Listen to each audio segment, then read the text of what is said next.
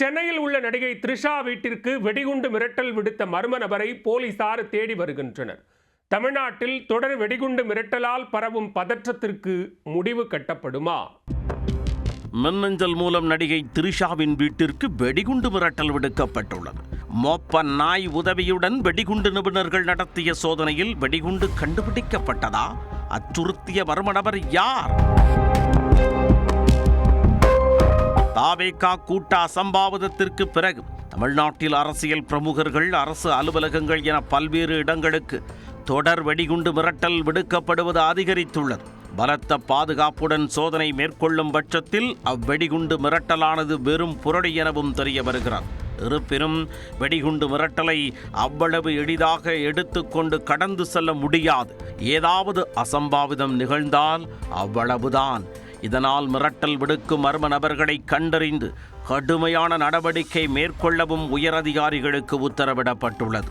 இந்த நிலையில்தான் சென்னை தேனாம்பேட்டையில் உள்ள நடிகை த்ரிஷா வீட்டிற்கு மின்னஞ்சல் மூலம் வெடிகுண்டு மிரட்டல் வந்துள்ளது.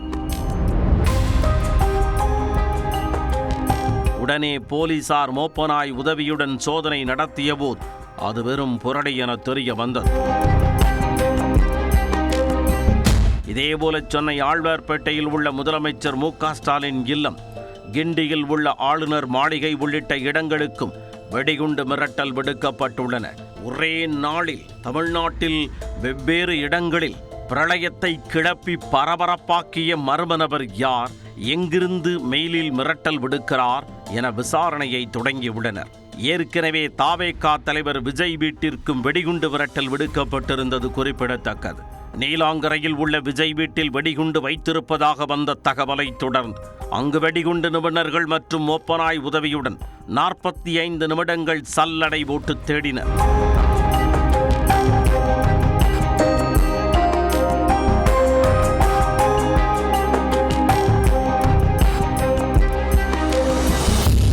ஆனால் அந்த சோதனையில் வெடிகுண்டு எதுவும் சிக்கவில்லை.